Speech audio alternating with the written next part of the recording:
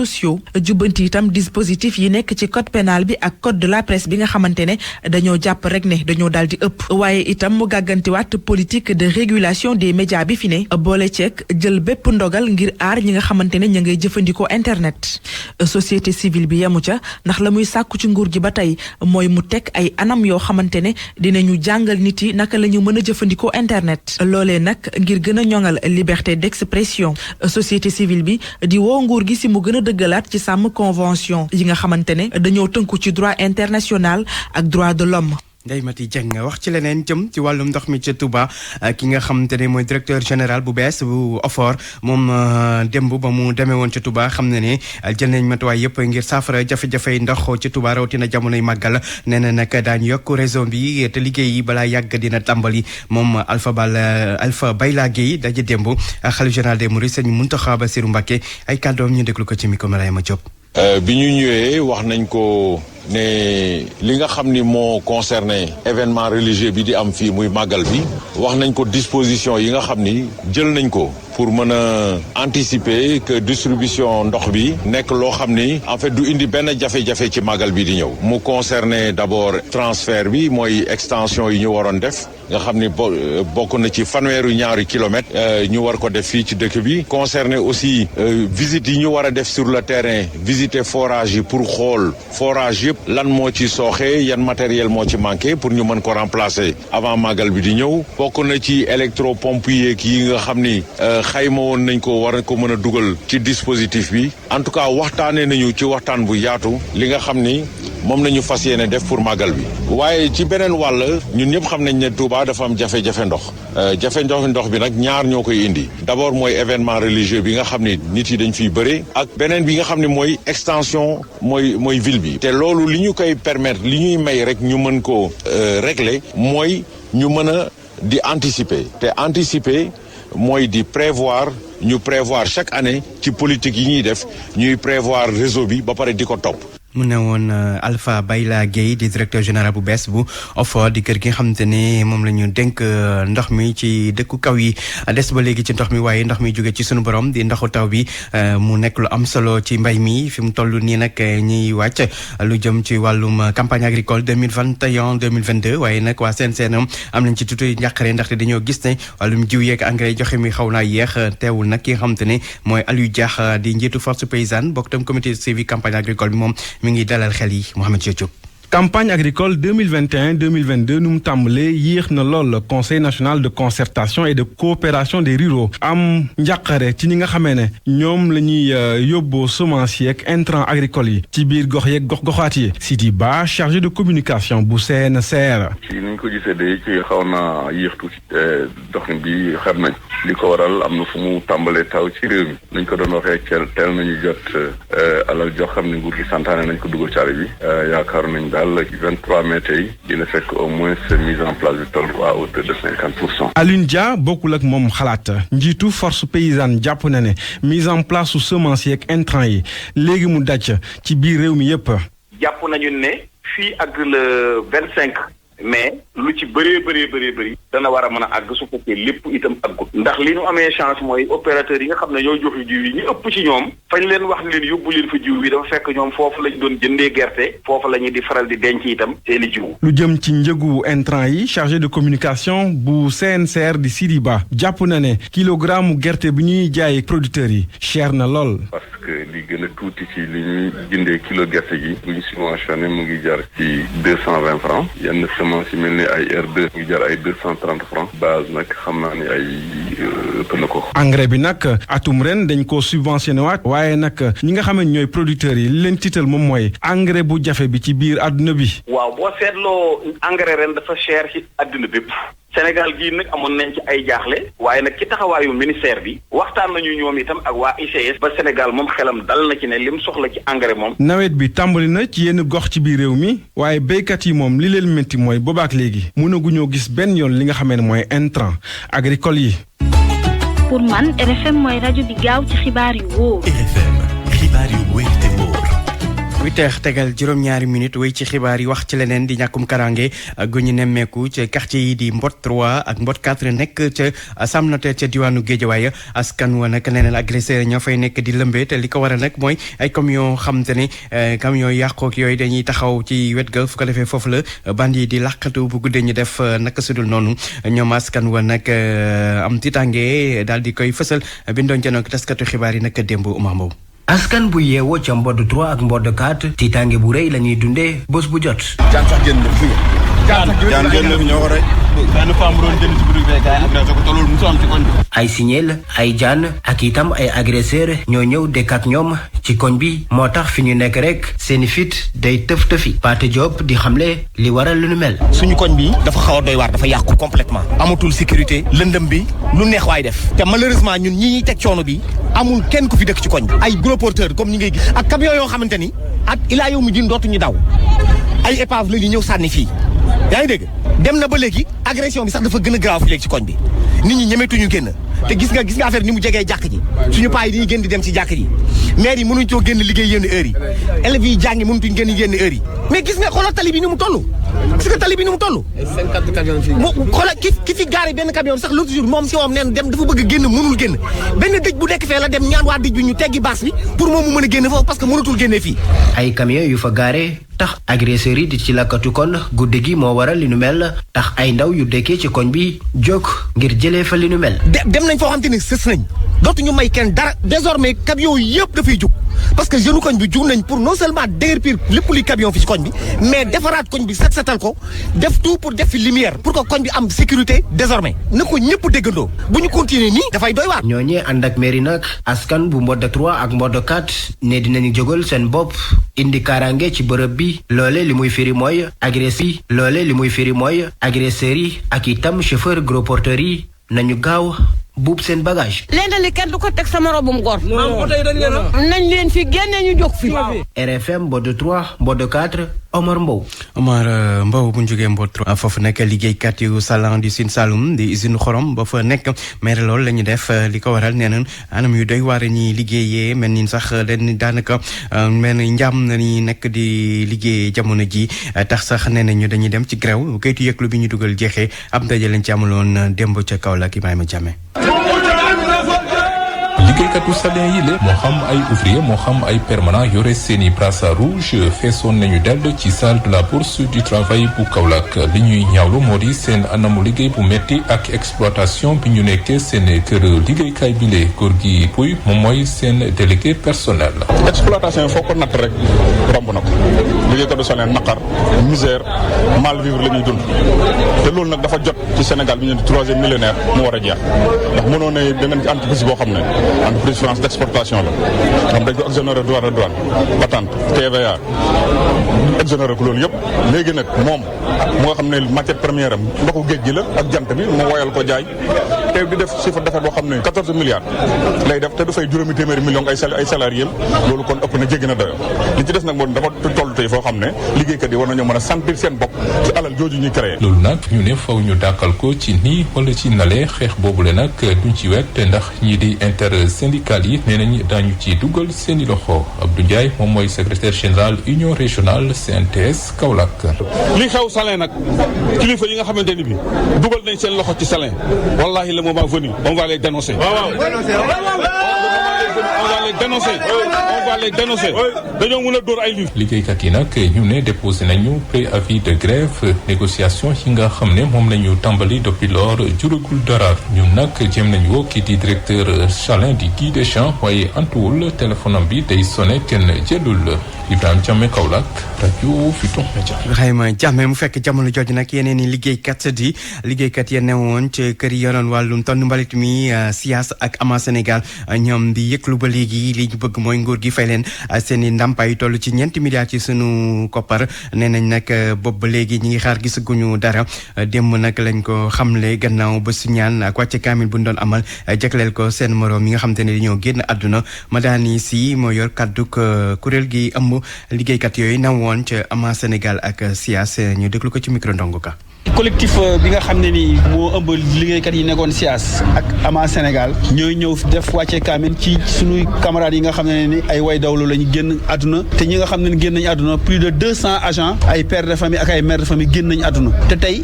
amul lenn luy mandragal liggéey bi nga xam ne liggéeyoon nañ ko ci nettoiement bi am na ci ñoo xam ne ni ñi ngi feebar tëdd seen kër mëntuñ dara ñii seen i kër tas na ñii seen i jabar fay nañu ñii seen i doom jàngeetuñu école ñii ils sont devenus des mendiants ñenn ñi expulsé leen dàq nañ leen seen i kër tey ñooñu boo leen gisee da nga leen di yërëm tey ces pères de famille là lépp lu ñu mën a def tey def nañ ko pour rentrer dans leur fonds def nañ ay grève de la faim mujjewul fenn parce que Olof Ndiaye dafa ne digge bor la waaye ñàkk koo def tas yaakaar weesuwul nga nekk président de la république taxaw Géejawaay avant élection yi nga ñene bés bu ñu ma falee dinaa régler définitivement la situation des ex-travailleurs de AMA et de SIAS 2 ans fourage dara amu ci pour ñun état respecté wul ay liggéeykat état bi mu ngi amel presque ñeenti milliards 4 milliards entre SIAS ak AMA Sénégal te ñaari dossier la yoo xam ne état bi xam na ko càmbar nañ ko téye nañ ko te ñëpp ngi gis état mi ngi jël ay milliards di ko pasare ci ay futilités yu ñàkk fayda bàyyi ay pères de famille ak ay mères de famille yoo xam ne ci ay jafe-jafe lañ ne chaque jour ko jëfee tey pour service rendu à la nation sénégalaise ñii il mérite plus di kaddu yu Madani si yor kaddu ku mbootaay gi nga xamante ne moo ëmb liggéeykatu AMA Sénégal ak SIAS yi woon na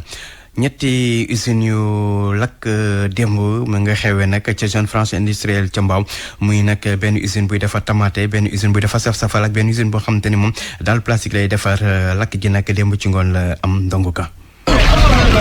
ci diirub juróom-ñaari waxtu nag ci la sapeur pompier yi soogaa fay nag lakk gi tàmbali 11h ci suba ci zone franche industrielle bu Mbaaw ñett ci ay usine daal dee tàkk ba jeex usine bi defar dàll plastique yi ñu gën koo xam ci SIMAP fa la lakk gi nag daal dee tàmbalee gannaaw gi safara si daal dee law daal dee laal usine bi defar tamaate ñu gën koo xam ci Takamo Food daal dee tàkk ba jeex daal dee jox usine bi defar nag saf-safal yi dem ci waañ gannaaw yàqu-yàqu yu bari du kenn koo xamante ne ni nag ñàkk na bakkanam ci gile lakk lu ko mooy yàqu-yàqu yi dees na ko xayma ci ay milliards yu takku ci sunuy koppar ñi liggéeyee nag ci ñetti usines yi ñëwoon nag ngir xool lakk gi nu mu demee waaye ci buntu zone industrielle bu Mbaaw lañu leen daal dee téye mu doon yàqu-yàqu yoo xamante ni dana am njeexital ci ñiy liggéeyee ci ñetti usines yi ndax ñu ci bëri ku wattuwul dañu leen yóbbu nag chômage technique waa sapeur pompier indaale nag ay jumtuwaay yu bari ta takku ngir mën a nag daal dee jàmmaarloog lii di safara si Ndonga Ka Mbaaw rajo Futur Média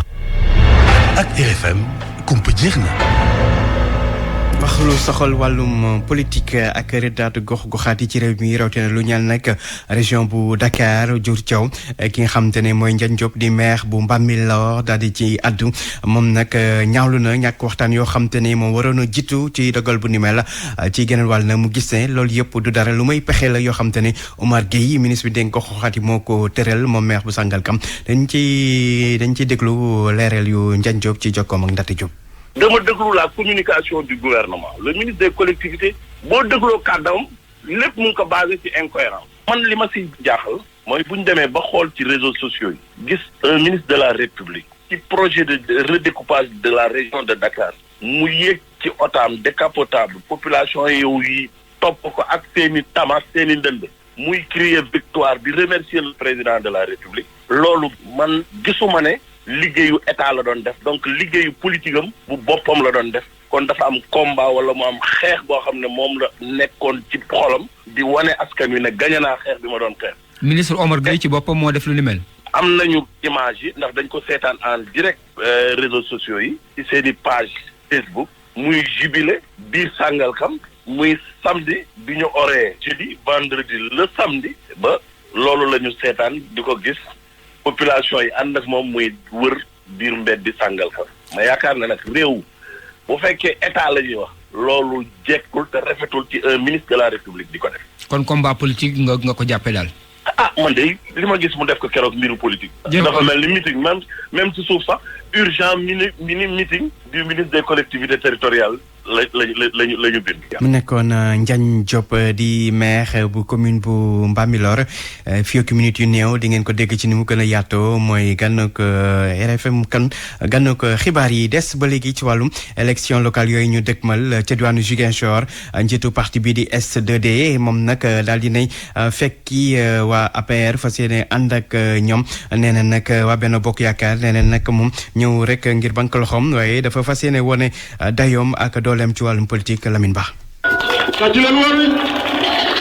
mouvance présidentielle mën naa amee yaakaar ndimbal bu bees bi nga xam ne dina tukkee ci ki nga xam ne rek moo di Souleymane Ndiaye njiital STD di parti synergie pour un développement durable ndaxte jamono ji fas naa yéene samp ndëndëm fa nga xam ne nag moo di Ziguinchor ngir jàppale ki nga xam ne nag moo di njiitu réew mi di président Macky Sall démb nag la amal meeting bi nga xam ne jëm na ci wàllu woowee mu jot fa yëkkati ay kàddu nag wane ne nekkul ne moo mujjee yeeg ba tax na dafa war a jël ay mbébétam teg ko ci ginnaaw. élection locale képp ku fi ñëw tey xam ne fii Casamance amul kenn ku fi mën a tëgg élection te parti SDD yoonu naataange amul nekkul au cœur donc loolu dama bëgg a rassurer nit ñi rassurer suñuy militants ñun tëjuñ di nelaw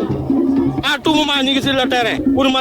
massifier parti bi. mobilisation bu yaatu bi nga xam ne amal na ko démb ca place Aline Sitoé Diatta fii ci Ziguinchor ngir wane àndandoom ak ki nga xam ne moo di président Macky Sall mën naa indi coow fii ci Ziguinchor ndaxte mouvance présidentielle amee na coow métti wi nga xam ne moo ngi dox diggante responsable yi mu jëm ci ki nga xam ne nag moom moo war a jiite coalition bi ci élection locale ñu dëgmal donte sax ne coow loolee mu ngi fii kenn lijjanteegu ko waaye ki nga xam ne nag moo di directeur des infrastructures aéroportuaires nee na li ko tax a jóg mooy fexe ba jàmbaarloog Pastef bu Ousmane Sonko ngir jëlee fi ndam bi nga xam ne amoon nañ ko fi ci présidentielle bi. ñun lu ñu wóor ba wóor mooy que bépp élection bu nga xam ne tëgg nañ ko fi ñun dañ koy remporter avec la grande majorité présidentielle inchallah élection municipale départementale législative ak élection présidentielle inchallah bien sûr ay julli leen lu ñu ëppal solo mooy ñun jamono ji projet yu nga xam ne président de la république engagé na ko ñu accompagner ko ci pour que mu réussir. ci meeting bi nga xam ne M2D amal na ko démb ca Bignona Souleymane Ndiaye ne mbirum caaxaan la ndaxte li nga xam ne jot nañ ko fa def amul benn mébét bi nga xam ne jublu nañ ci ngir jàppale Casamance mu jëm ci wàllu sukkali comme mi Lamine Ba Ziguinchor rajo Futurs Médias. Lamine Ba démb ay ñaxtu yu bëri amoon ci biir réew mi ni nga amee woon fii ci Ndakaaru loolu ngir xeex wàllum góor jigéen waaye itam sàkk ci nguur gi képp ku ñu jàpp ci mbirum góor jigéen mel ni ku faat bakken ci mbir yem woon rek ci Dakar fii ca Thiès ak ca Touba ba Kaolack foofu tamit amoon na fa ñi nga xamante ne ñoo doon amal ñaxtu boobu di sàkku ci njiitu réew mi mu bañ a am benn yox-yoxi ci lu jëm ci mbirum góor jigéen fexe daal ba dàq ko ci dàqin boo xam ne bu leer lay doon ñu am benn lam-lamee dañ ciy déglu imam Alioune Badara Ndaw ci micro Ibrahima Diamé. ci seen kilifa yi yëpp kenn ku nekk jël na bigam signé pétition bi te sab sëriñ bu signé pétition engagé na la fii biñ koy wër ci kaw nag boo gisee ñëwuñ keroog ci sëriñ Diop nii ñun danoo xam bu baax organisation mouridisme ne kenn kilifa la am ba nga ci Touba loolaa waral ñu dem ci sëriñ Mountakha Mbacké mu signé pétition bi ci seen tur ñoom ñëpp mairie nag yi bañ fa demee keroog man fi ñi dem laa bokk sëriñ Mahi Niass signé na ko ci turu ak faydatul Ibrahima yéen dañ demee keroog ci sëriñ Cheikh Tidiane bu may ba keroog signé na ko ci turu lew na ñaseen yëpp te noonu nag la ñu demee ba ci waawoon xalif ba signé ko ci turu képp koo xam ne ab tijaan noonu ni lañ waree organisation islamique yi yëpp ba ca Bois Sacré mu nga ba ci kaneen ci gàttal dama bëggoon a wax rek ne pétition yi ngeen di signé kilifa yi yëpp signé nañ amul nag luñ mënta dindi ci réew mi déedéet ndax dafa am lu ñuy tuddee pétition droit la boo xam ne peuple yi yëpp dañ leen ko garantir pétition njëriñam mooy saa yu sa état bëggee taxawal loo xam ne jubuwut la yow peuple am nga droit dugg ci biir peuple bi ne leen signé leen ñu kayit yii buñ ci amee ay millions de signature yóbbu ko l'Assemblée nationale xamal leen ne ñun mbooloo nii d'accord nañ ci lii ñu fi bëgg a def. RFM Sport. yegg si léegi ci xibaaru tàggat yaram àndi ceeg Malal Junior Diagne. jàngan jëf ñu daal di tàmbali tàggat yaram gi ak wàllu beach soccer ak ndoxteelu coupe d'Afrique bi am foofee ca Saly Sénégal ci dimanche yi jot na ca amub ndam ci génnam gu njëkk diggante mook Ouganda juróomi bal ci benn la yëf yi mujjee Sénégal am ca ndam kii di Youssouf Bodian moo ñu fa teewaloon. 12e gaynde bi xumbal lool stade bi ci suufu Saly bi Raoul Mendy moo njëkk a dugal pour Sénégal. sant yàlla comme commencé nañ ko ci jàmm am ci ndam tamit dañuy gën a sant yàlla rek li leen doon mbébét ñoo dugg ci compétition bi ak jàmm gagné te tey loolu la ñu wane donc di ñaan yàlla mu wéy rek. parce que ñeenti weer a ngi nii boobu ba léegi ñu ngi ci liggéey joué nañu ay match amicaux yoo xamante ni ci loolu lañ doon nekk duñ doon liggéey chaque fois ñi koy jéem a def ci biir terrain bi donc tey tamit loolu lañ doon ñëw di gën a wanewaat pour gën a appliqué wu rek. Raoul Mendy daal di dugal ñaari yoon ñaari but tamit pour Babacar Fall beneen but Sénégal bi Nino Diatta moo ko dugal juróomi bal ci benn pour Sénégal di ndorteel boo xamante ni sélectionneur bi di Ngalla Sylla mu ngi koy rafetlu. ginnaaw bi ñu sant yàlla di wax alhamdulilah rabbil alamin parce que vraiment tey il fallait que ñu marqué l'histoire parce que j'ai ce dëkk une match comme ça xale yi diisoon na si ñoom gaa mais heureusement que ne ñun waxtaan na ñoom président ñaaxoon na leen mais vraiment tey jii nii dugg nañ si ak victoire loolu moo sëppoon solo équipe bi ñu doon jéewal aussi ala équipe boo xamante ne l'Ouganda même bu fekkee ne tey mu nekkoon première participation mais gis naa ne man Ouganda gi ma gis si compétition bi ku si sori lay doon bu continuer def nii parce que taxawaayam bi mu taxaw tere woon nañu def jeu direct heureusement que ñun amoon nañ sunu plan B defe naa loolu moo def différence bi. yeneen résultat bëccëg bu njëkk bi Égypte dafa daanu ci kanam Mozambique 5-7 Maroc daal di am ndam ci Seychelles 7-0 gaynde yu Sénégal nañ noppalu ñaari fan laata ñuy jongante ak Tanzanie mercredi bi di ñëw Saly Portudal Youssouf Bodian RFM. football bi ak jaraaf bu ndakaaru gagné nañ ko ci lii di compétition boobu ñu dubbee coupe CAF donte dañoo gagné ci dimanche ji équipe bi di Coton Sport bu Garoua 2-1 waaye seen lajj gañ la joon ca Cameroun mooy li leen génnee ci jongante bi Cheikh Gueye mooy ki tàggat waa jaraaf bu ndakaaru xayma na bokk gi ci jongante gi ci micro Cheikh Anta Diop ba toogal ñii di waa RFM foofa ca Thiès. match bële passé bu fekkoon defoon nga li nga waroon def lépp tey peut-être doo am regret yi mais lépp rek tey dellu si wàllu football je pense que football noonu la demee da ngay liggéey pour gagner keneen ki aussi di liggéey pour gagner tey Coton Sport gagné na dañ leen di féliciter am nag ay regret yi du leen dul ñun bit yi ñu waroon di dugal si championnat bi boobu ba léegi ñu ngi ko doon traîner tey ji indi nañu loo xamante ni neexuñu mais regret bi foofu la mën a yem si élimination bi mais aussi xale yi dañ leen di jaajëfal parce que bu fekkee da nga joué match Coupe d'Afrique presque 13 match te amul benn boo xamante ni équipe adverse bi dominé na la ban mën ko wax ba pare tam ngay dajeek ay kàngam yoo xamante nii am nañ ay moyens yow nga nekk si dëkk boo xamante nii amu leen sax daanaka stade boo xamante ni daa ngeen fa mën a fubal yegsi nañ fii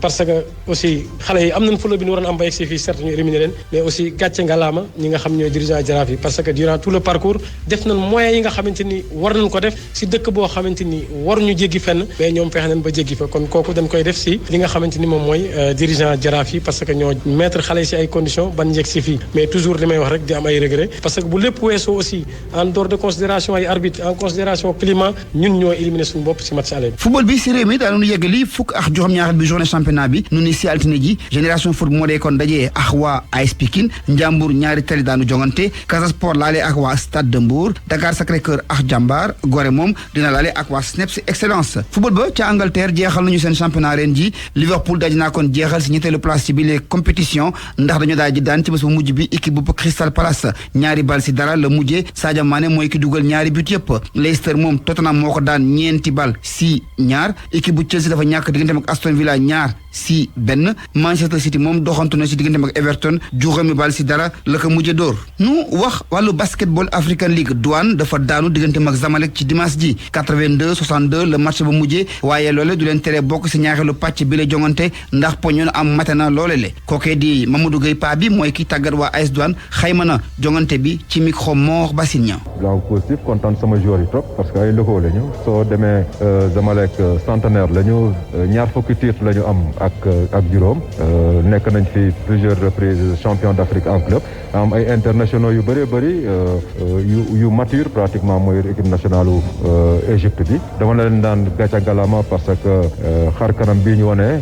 malgré les 2 revers yu ñu am kontaan naa si trop ndax suñu objectif leen la woon.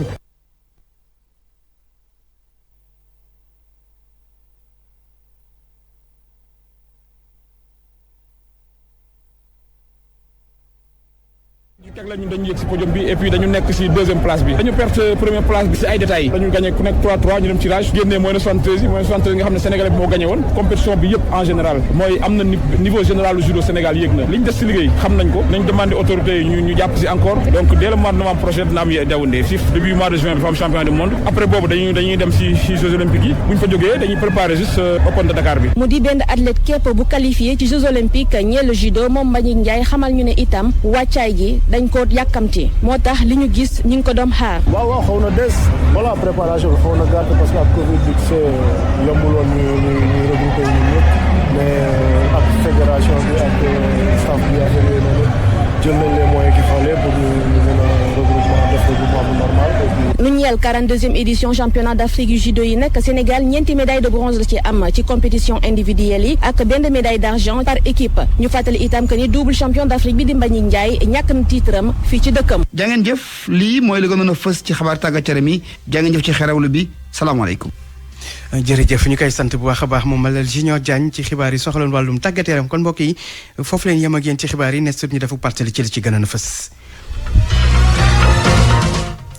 kuréelu société civile yi di artu ci li nguur gi bëgg a yoonal réseaux sociaux yi nee nañ duñ ko nangu ndax mën naa salfaañ ak yelleefu doomu adama muy kàddu yi njiit lu bees bu kuréel gi di OFOR yor ndox mi ci dëkk kaw yi jël nañ matuwaay yi yëpp ngir jafe-jafe ndox bañ a am ci màggal Tuuba bi di ñëw Alpha Bayla Gueye gi sa démb xalif général des mourides Serigne Mountakha Bassirou Mbacké maire Mbambilor naqaru rëddaat gi ñeel diwaanu Ndakaaru Ndiaye Diop ne loolu du dara lu may pexey politique bu Oumar Gueye di ministre bi dénk wàllum goxaat yi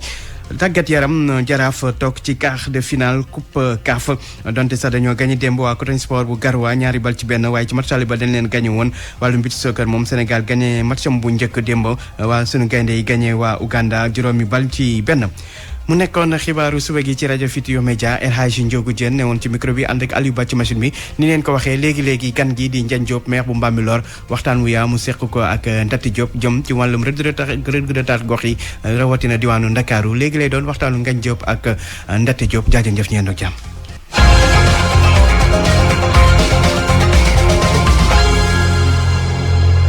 ñu ngi ak monsieur le maire bu commune bu Mbambilor Ndiagne Diop député maa ngi lay nuyu. Ndate maa ngi lay fay. coow li ci jamono ji moom mooy mbirum redécoupage projet boobu nga xam ne dañ ko tëgg ci région bu Ndakaaru seen département bokk ci coow yi jip diggante Mbambilor ak Sangalkam ak Jaxaay ak la ca wër ñenn ñi jàpp ni dañuy joyanti ab incohérence territoriale ndax yow ànd nga ci loolu ngir dëggal boobu projet. c'est que dama bëgg ñu jël jeunesse su communauté rurale bu Sangalkam. xam nga dañuy wax joyanti mais gisuma lu fi joy ba ñu koy joyanti. ndax communauté rurale bu Sangalkam en 2009 ñun dañ ko gagné bu leer. booba tey l'actuel ministre des collectivités territoriales mooy président conseil rural bi. man nii ma nekk premier vice-président. ñu am mandat wu 5 ans. 2011 ñu ñëw nangu suñu mandat. dagg communauté rurale bi ñeenti pàcc. génn ci ñaari commune génn ci ñaari communauté rurale. looloo tax ñu naan joyanti. joyanti parce que amul lu joy dañu génn ñaari commune génn ñaari communauté rurale. bu fekkee nag dañuy attewu ci charte yi nga xam ne moom moo taxawaloon code des collectivités locales. 2011 amul benn collectivité territoriale boo xam ne tey Dakar 19 communes 96 lañ leen dagg. donc 2011 communauté rurale u Sangalkam buñ ci génnee ñaari commune génn ci ñaari communauté rurale bu ñu génnee commune mënul weesu 2 kilomètres carrés gën gaa bari 3 kilomètres carrés. ci la ñu génn Jaxaay ci la ñu génnee Sangalkam génn ci nag ñaari communauté rurale ñaari communauté rurale yi muy bu Tivaouane Peulh ñàgg ak communauté rurale bu Sangalkam donc bu ñu génnee ñaari communes yi ci 3 kilomètres carrés yi nga xam ne moom la ci charte code des collectivités locales commune mënul woon a weesu lu dul 3 kilomètres carrés moo tax tey bu ma déggee ñuy wax ay injustice ma dégg ñuy wax ay incohérence dama naan kon ñun dafa mel ni dañu jël texte yi teg ko fële. ci sa gis-gis lan moo waral ñu yëkkati mbir mi bëgg def redécoupage bi ndax ñenn ñi dañoo jàpp ni sabab bi tamit wàllu politique la ndax mën nga àddoo noonu. waaw xam nga président de la République ci gis-gisam. dafa yàgg dégg ñu yàgg solliciter le département de Kër Massar. kon bu fekkee dañu bëgg a defar dagg département wu Kër Massar. yaakaar naa warul bokk ak lii nga xam ne moom la ñu décidé def. la ñu projet bi ñu am ci commune Sangalkam ak commune Bambilor ak commune Jaxaay. dama déglu la communication du gouvernement le ministre des collectivités boo dégloo kàddam lépp mu ngi ko basé ci incohérence man li ma si jaaxal mooy bu ñu demee ba xool ci réseaux sociaux yi gis un ministre de la République ci projet de redécoupage de la région de Dakar mu yéeg ci otaam décapotable population yow yi topp ko ak seeni tamas seeni ndënd muy crier victoire bi remercier le président de la République loolu man gisuma ne liggéeyu état la doon def donc liggéeyu politique am bu boppam la doon def kon dafa am combat wala mu am xeex boo xam ne moom la nekkoon ci xolam di wane askan wi ne gañe naa xeex bi ma doon xeex. ministre Oumar Gueye ci boppam moo def lu ni mel. am nañu image yi ndax dañ ko seetaan en direct réseaux sociaux yi ci seeni page Facebook muy jubilé biir Sangalkam muy samedi bi ñu oree jeudi vendredi le samedi ba loolu la ñu seetaan di ko gis population yi ànd ak moom muy wër biir mbedd di Sangalkam ma yaakaar ne nag réew bu fekkee état la ñuy wax loolu jekkul te rafetul ci un ministre de la République di ko def. kon combat politique nga ko jàppee daal. ah man de li ma gis mu def ko keroog mbiru politique. dafa mel ni meeting même ci suuf sax urgent mini meeting du ministre des collectivités territoriales la ñu bind. ndax projet bi ñu koy yëkkati waxtaan def nañ ko ca njëlbeen ga ak yéen ñi nga xam ne yéenay ŋànk bopp moomeel yooyu. lu dul xëy jot benn document buñ ñu yónnee à 16h mercredi pour ñu tamit réunion donné joxe suñu xalaat vendredi à 15h mais amalgame yi daf ci bari communication yi ci nit ñi communiquer dafa am ñaar yu ñu tënk. La décentralisation dafa am lu ko tënk muy le code général des collectivités territoriales. Donc code général des collectivités territoriales su waxee lii te waxul leneen ndax lu ñuy wax ay promesse la président la mu promettre woon da koo def ba mu mat dafa wax lu leer ba mu ñëwee di jàll te Malick Ba daf ne lii ñu leen def mooy ngeen am mandat juróomi at ñu daggatee seen communauté rurale su ma yàlla joxee nguur gi dinaa réparer injustice bi. waaye injuste bi du wàllu ko suuf découpage ak limitu collectivité territoriale. le président musul wax limitu commune sàngam wala limitu commune sàngam. kon loolu moom moo tax yéen conseil bi ngeen réunir gàntal boobu projet. mais boo xoolee luy jëmale réew mi kanam du lu loo xam ne njariñ la ci askan wi. ndax mbir mi communication yu bari ñu ngi ciy def dañoo xamul démb ak lan la.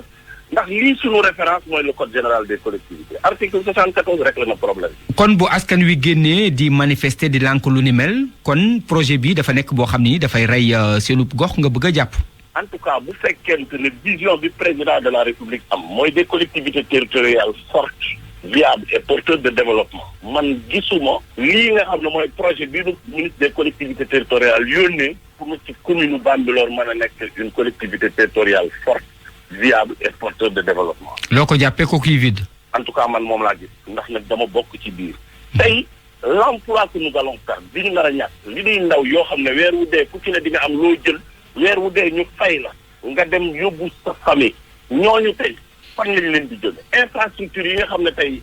besoin la woon tey ñu commencé nekk ci liggéey di créer ay terrain de basket ay postes de santé ay logements sages-femmes di murer ay écoles di tabax ay salles de classe di réfectionner foyer di créer ay foyer ba askan wi yëpp am satisfaction ci li nga xam ne noonu la commune Bambilor nekk yaakaar naa tey rafetul loolu nga xam ne tey mooy yaakaar ji askan wi am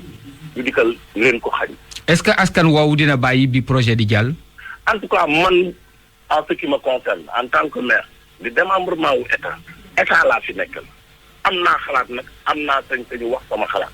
xalaat wax naa ko ci devant le représentant de l'État muy le sous-préfet ak i argument yu tegu ci yoon ci loo xam ne mooy njariñu askan wi li ci des nag c'est à l'autorité